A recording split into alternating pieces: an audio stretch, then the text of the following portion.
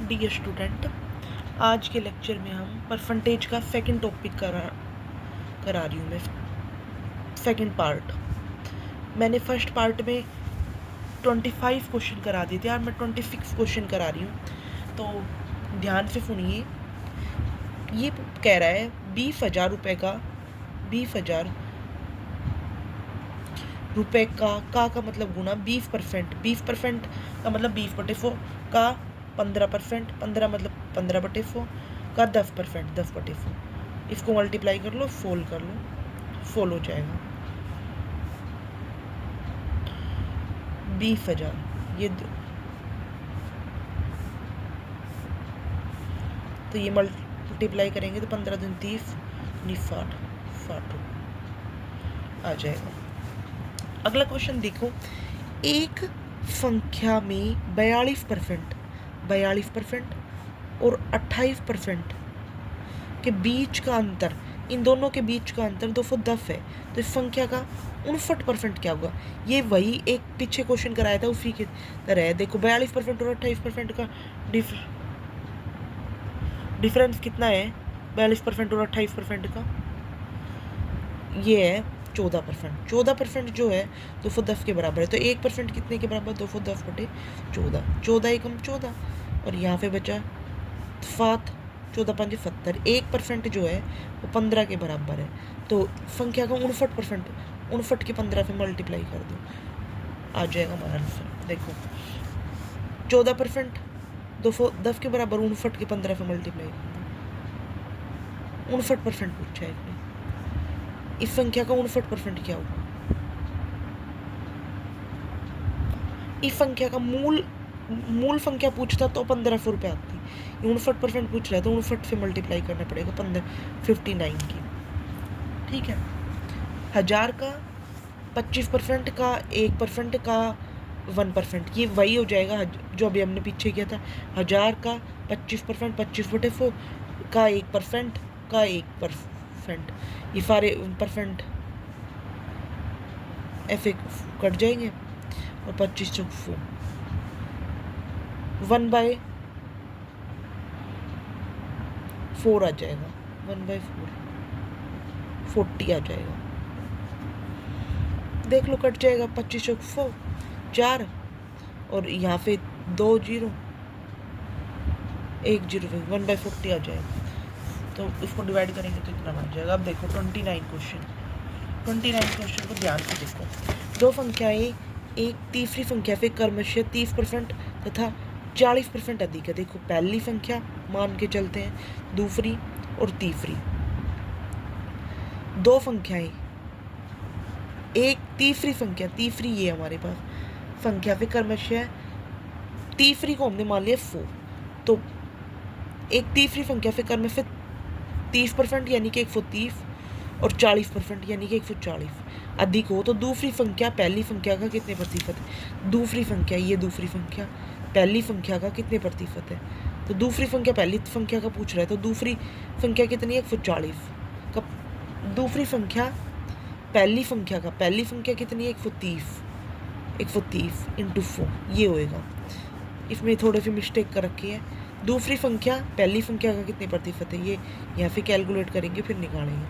1400/13 divide करके निकाल लेंगे, 1 पर आ जाएगा। अब देखो अगला, 1/2% का मान दशमलव भिन्न में क्या रहेगा? 1/2% का मान दशमलव भिन्न में, परसेंट का मतलब 4 से डिवाइड कर देंगे, दशमलव भिन्न में निकालेंगे 1/200, 0.005%। ए का 60%, ए मतलब ए, का मतलब गुना, 60 मतलब 60/100, बी का 3/4, तो ए रेशो बी कितना होएगा? A/B, यहाँ से आ गया 3/5, तो A/B 3 से 3 कट गया, 5/4 आएगा, यानी ए रेशो बी कितना आएगा? 5/4 आएगा। अब देखो अगला क्वेश्चन ध्यान से देखो, 740 का मतलब गुना 35%, 35/4, एक संख्या से 34 अधिक है। जो संख्या है उसे 34 अधिक है, तो 34 माइनस कर दो, ठीक है। इस संख्या का 2/5 कितना होगा? अगर इसको हम फोल्ड करें तो कितना आता है हमारे पास? 35 की 34 से मल्टीप्लाई करके 10 से डिवाइड कर दो। 34 5 चौक 20, 2 7 5 35, 2 35, 4 3 12, 1 7 21 और 1 22, 0 9 5 2 2590 माइनस 34 2590 259 आ गया। 34 अधिक है तो और इस संख्या जो भी संख्या आई है, संख्या है हमारे पास ये जो कि 259 के बराबर आई है। 740 का 35% एक संख्या का 34 अधिक है। 740 का 35% एक संख्या से 34 अधिक है तो 34 माइनस कर दिया तो वो संख्या आ गई हमारे पास। तो संख्या जो आई है वो 259 आई है। 259 का 2/5% निकाल लिया तो 103.6 आ गया। आगे क्वेश्चन पे ध्यान दो।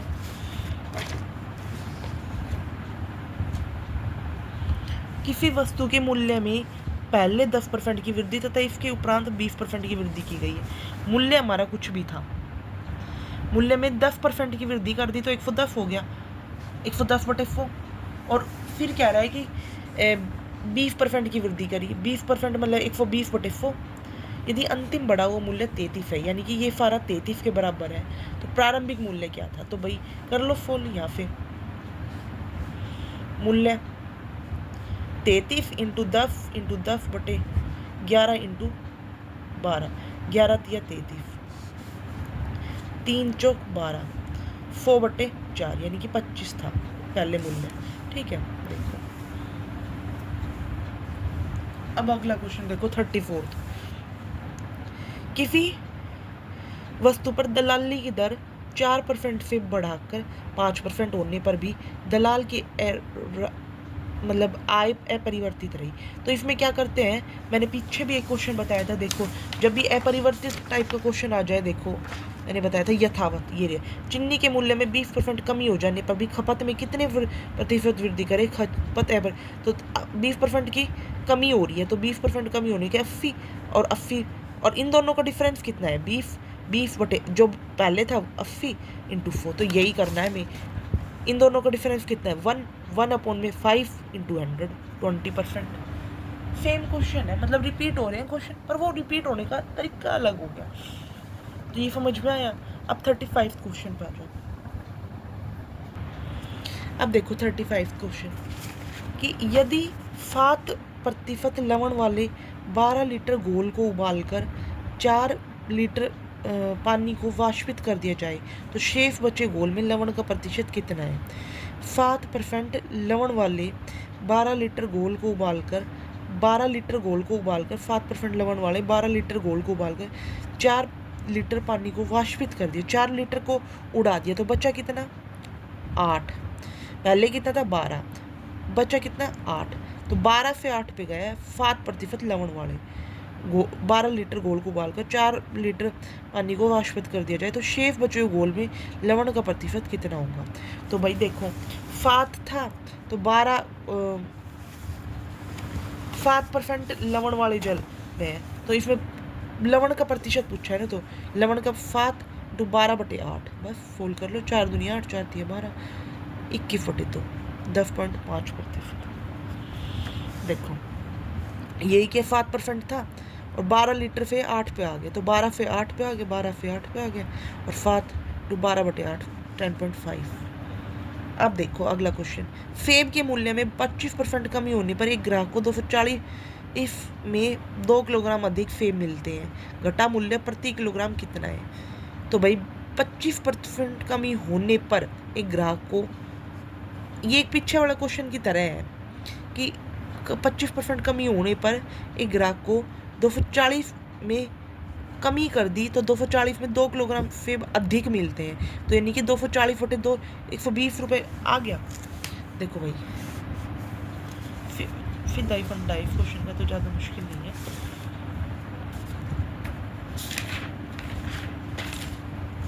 देखो 240 रुपये में 2 किलोग्राम सेब अधिक मिलते हैं। 240/2 120 आ गया भाई, 120 रुपये प्रति किलोग्राम सेब है, मतलब प्रति किलोग्राम सेब है। अब क्या है कि इसमें क्या बोल रहा है कि 120 आ गया, तो 120 आ गया। अब कह रहा है कि 25% कमी होने पर, 25% मतलब 25/4 यानी कि 4 या 12 30 रुपये, 25% कमी होने पर तो घटा हुआ मूल्य कितना होगा? तो 30 रुपये घटा हुआ मूल्य होगा। घटा मूल्य प्रति किलोग्राम कितना है? तो 30 रुपये घटा हुआ मूल्य है, मतलब घटने के बाद। तो समझ आया? अगला क्वेश्चन देखो, ये क्वेश्चन बड़ा इंपॉर्टेंट सा है। देखो मैं समझाने की कोशिश करती हूँ। परीक्षा में 42% अभ्यर्थी गणित में, 52% अभ्यर्थी अंग्रेजी में अनुत्तीर्ण हुए। यदि 17% अभ्यर्थी दोनों विषयों में अनुत्तीर्ण हुए हो। भाई 42% गणित में है, पीछे भी हमने क्वेश्चन किया था, और फेल का है ये, तो पास का हम निकाल लेंगे फॉर्म में से माइनस करके। तो दोनों को ऐड करो, पहले दोनों को ऐड किया। देखो मैंने सेम टू सेम क्वेश्चन पहले भी करवाया था, कॉमन को हटा दो।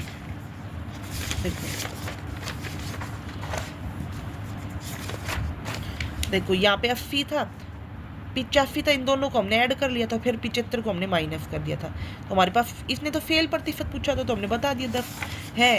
अगर ये पास प्रतिशत पूछता तो पास प्रतिशत हमारा निकल जाता है एक बार में, एक ही लाइन का क्वेश्चन था, फिर तो हमारा कुछ बचता ही नहीं। पर इसने पास प्रतिशत नहीं पूछा, ये भी चालाक है। इसने 42%, 52% इन दोनों को ऐड कर दो और 17 को माइनस कर दो, तो 77% आ गया। तो 77 अगर फेल परसेंट है तो हमारे पास पास परसेंट कितने होंगे? 23%, क्योंकि 100 मान के चलते हैं। अब ये क्या कह रहा है कि सुनो ध्यान से, दोनों विषय में 69 अभ्यर्थी उत्तीर्ण हुए, पास हुए 69, यानी कि 23 जो है 23% जो है वो 69 के इक्वल आ गया। यानी कि 1% किसके इक्वल आ गया? 69/23, 23 × 69, 300 के बराबर। इसने पूछा है तो कुल अभ्यर्थियों की संख्या कितनी है? भाई कुल अभ्यर्थियों की संख्या 100 से मल्टीप्लाई कर दो, 300, 30,000 आ गई, 30,000 आ गई। समझ में आया? अब आगे क्वेश्चन देखो। देखो ये भी सेम टू सेम ही है, इसमें भी कोई फर्क नहीं है। अब समझाती हूँ, अभी रुको।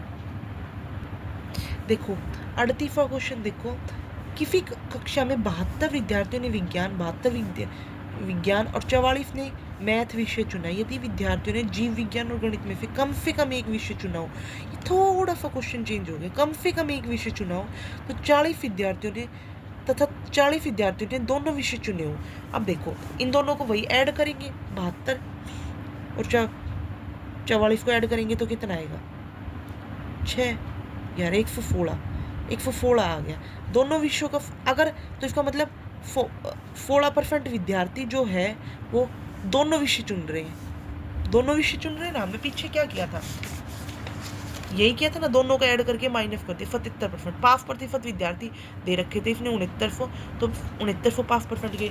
अब इसने दिए ही 40 विद्यार्थी है, 40 विद्यार्थी, यानी कि बाकी बच्चे जो 16% विद्यार्थी है वो किसके बराबर? 40 के बराबर। तो 1% विद्यार्थी कितने? 40/16, ठीक है। तो 40/16 करेंगे तो कितना आएगा? 5/2, 5/2 आएगा। अब 5/2 × 4 तो कितना आ गया? 250 विद्यार्थी आ गए। समझ में आया? क्योंकि इसने यहाँ पे तो जो दिया वो परसेंटेज में दिया, बट यहाँ पे विद्यार्थी दे, तो दोनों का डिफरेंस, जो दोनों का ऐड करके जो सब करेंगे, 16% जो आएगा वो 40 के बराबर आएगा। 16% अगर 40 के बराबर है तो 1% 5/2 के बराबर, 4% 250 के बराबर। अब ये क्वेश्चन देखो, ये भी बड़ा इंपॉर्टेंट है।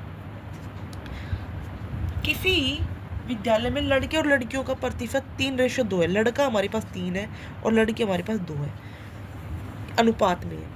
यदि 20% लड़के और 30% लड़कियां छात्रवृत्ति लेने वाले हैं, तो एक बात बताओ, अगर 20% लड़के छात्रवृत्ति लेने वाले हैं तो 80% कैसे हैं जो छात्रवृत्ति नहीं ले रहे हैं, और 30% लड़कियां छात्रवृत्ति ले रही है, तो इसका मतलब 70% लड़कियां क्या है जो छात्रवृत्ति नहीं ले रही। तो लड़के 3 है और लड़कियां 2 है। 3 लड़के में से तो छात्रवृत्ति न लेने वाले विद्यार्थियों का प्रतिशत निकालो। तो बताओ, न लेने वाले विद्यार्थी का प्रतिशत निकालना है तो 3 लड़के हैं, उसका 80% निकालना। तो कितने हो गए? 2.4। 3 का 80% कितना होगा? 3 का 80% 3/4। यहाँ पे दूसरी तरफ देखेंगे 2 का 70%, 2 का 70%, तो हमारे पास 70% मिला। यहाँ आ गया तो 2.4 तो लड़के हो गए, 1.4 लड़कियाँ हो गई जो नहीं ले रहे हैं। छात्रवृत्ति नहीं लेने वालों की संख्या कितने? दोनों को ऐड करो, दोनों को ऐड करेंगे तो कितना है? 3.8। 3.8 जो है वो नहीं ले रहे हैं। और टोटल कितने हैं? 5 है ना, तो टोटल कितने हैं? 5 और 3.8 है जो नहीं ले रहे हैं। तो 5 × 4। अब इनको फोल्ड कर लो, 3.8 अपॉन 5 × 4, तो यहाँ पे आ गया 380/5। यानी कि 76% विद्यार्थी ऐसे हैं जो नहीं ले रहे। अगर 76% विद्यार्थी ऐसे हैं जो नहीं ले रहे। अगर हम वैसे देखते हैं कि अगर लड़कों का पूछ रहा है तो 2.4, लड़की का पूछ रहा है तो 1.4 होगा। अगर इन दोनों का परसेंटेज निकालना है तो दोनों को ऐड करो और टोटल पे डिवाइड कर दो × 4। तो भाई मैं एक बार दोबारा समझा देती हूँ इस क्वेश्चन को। 3 लड़के हैं ऐसे जो छात्रवृत्ति ले रहे हैं। लड़के और लड़कियों का रेशियो है 3:2। 20% लड़के छात्रवृत्ति ले रहे हैं, 80% नहीं ले रहे हैं। 30% लड़कियाँ छात्रवृत्ति ले रही है, 80 नहीं ले रही है। तो 3 का 80% 2.4 और 2 का 70% 1.4, दोनों को ऐड कर दिया 3.8 का अपॉन में 5 × 100, 76% आ गया। अब आगे देखो, ये क्वेश्चन भी बहुत बार आता है पेपर में। इसको मैं आगे ना अलग तरीके से करवाऊंगी, इस तरीके से मत करना, ये तो थोड़ा सा कॉम्प्लिकेटेड तरीका हो जाता है इस क्वेश्चन को करवाने का। अब आगे क्वेश्चन देखो। यदि 120 एक संख्या का 20% हो तो संख्या का 120% कितना होगा? 120 हमारे पास एक संख्या का 20% है, तो 20% जो है वो 120 के बराबर है। देखो 20% जो है वो 120 के बराबर है, तो 1% कितना हो जाए? 120/20 यानी कि 6 के बराबर 1%। तो उस संख्या का 120% कितना होगा? 120 × 6 यानी कि 720 के बराबर। अब आगे क्वेश्चन देखो 42।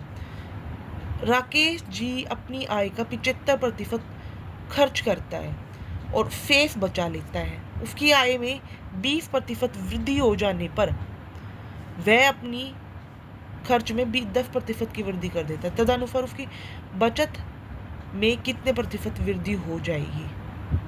देखो समझाती हूँ। राकेश जो अपनी आय का 75% खर्च करता है, आय, खर्च और बचत। आय कितनी है? अगर 100 मान ली तो खर्च कितना करता है? 75% खर्च करता है, 25 बचा लेता है। और क्या कह रहा है? 75 खर्च करेगा तो 25 बचाएगा और शेष बचा लेता है। उसकी आयु में 20% वृद्धि हो जाने पर 20% उसकी आय में वृद्धि हो गई। सॉरी, आय में 20%, आयु नहीं, आय में 20% वृद्धि हो गई, तो वह अपने खर्च में 10% की वृद्धि कर देता है। यानी कि खर्च में 10% की वृद्धि कर देता है। जो आय थी यानी कि 120 का 10%, 120 का 10% कितना होगा? 12, यानी कि इसमें 12 ऐड कर दो। सॉरी, वो 10% की वृद्धि कर देता है, यानी कि खर्च में 10% की वृद्धि, यानी कि 7.5। 75 का 10% होगा। सॉरी, 75 का 10% 7.5 यानी कि 82.5, 10% की वृद्धि कर देता है। तो यहाँ कितना बचेगा? अगर इसमें 10% की वृद्धि कर दी तो 120 में से 82 घटाएंगे तो 37.5 आएगा, जो कि इंक्रीज होगा। तो बचत प्रतिशत कितना हो गया? बचत प्रतिशत होएगा, यहाँ इन दोनों का डिफरेंस कितना आएगा? 12.5 अपॉन में 25 × 4, 50% आएगा। 25 चौक 4, सॉरी, तो 50% आ गया। तो बचत प्रतिशत आ गया 50%। आई होप आपको यहाँ तक समझ में आया होगा। अगले 3 क्वेश्चन बचे हैं बस, फिर उसके बाद ये ख़त्म हो जाएगा टॉपिक। ये बहुत ईजी फी है, मैं करा देती हूँ यहीं फी। ए फी से 50% बड़ा है, फो है, तो ए जो है वो फी से 50% बड़ा है, यानी कि फो मान के चले तो 150 हो गया। बी फी से 25% बड़ा है, तो बी फी से 25% यानी कि 125 हो गया। तो कह रहा है कि ए बी से कितना बड़ा होगा, ए 125 कितने पर बड़ा होगा। अगर ये पूछते कि कितना बड़ा है की जगह कुछ और पूछते तो ये हो जाता है मतलब 125/150, पर यहाँ पे कितना बड़ा होगा क्या होगा तो पूछते तो 125/150 कर देते। ये कितना बड़ा होगा तो 125 और 150 का डिफरेंस कितना आ गया 25/125 × 4। बी से पूछा इसलिए नीचे बी को लिख दिया। समझ में आ गया। देखो ये क्वेश्चन ए फी से बड़ा है। अब अगले क्वेश्चन देखो 20% आंसर आ गए। किसी संख्या के 2/3 का 1/3 का 3/7, संख्या कोई भी है, संख्या है कोई भी, उसका 2/3 का 1/3 का 3/7 15 है। इसमें 1/3 वर्ड, इसमें थोड़ी मिस्टेक है, ये आएगा 15। तो संख्या का 40% क्या होगा, क्या है उस संख्या का 40 क्या है। देखो संख्या ये है, संख्या में के 2/3 2/5 का 1/3 का 3/7 15 है, यानी कि तो यहाँ से संख्या जो आ जाएगी वो 15 इंटू 3 से 3 कटे 7 इंटू 5 अपोन में 2, ये आएगा 35/2। 15 इंटू 35/2 ये आ गया यहाँ पे। और इसका क्या कह रहा है 40%, 40% यानी 40/4। तो 1 0 से 1 0 कटे 5 दूनी 10, 5 तिया 15। अब 3 इंटू 35/2 इंटू 2, इसको फोल्ड कर लेंगे, हमारा आंसर आ जाएगा। संख्या जो भी है, संख्या क्या 33 ये आ जाएगा 99 1/4 सॉरी 4/3 4/3 और परसेंटेज हटाने के लिए 4। संख्या का इतने परसेंट 4 के बराबर है, 4 के बराबर है। तो मूल संख्या क्या है, तो संख्या है 300। समझ में आई होप आपको यहाँ तक क्लियर हो गया। अगर नहीं समझ में आया तो कोई भी क्वेश्चन कमेंट करके पूछ सकते हो। Thank you for watching my video and liking subscribe my YouTube channel. अगले लेक्चर में मैं कॉम्प्लेक्स एनालिसिस स्टार्ट करूँगी।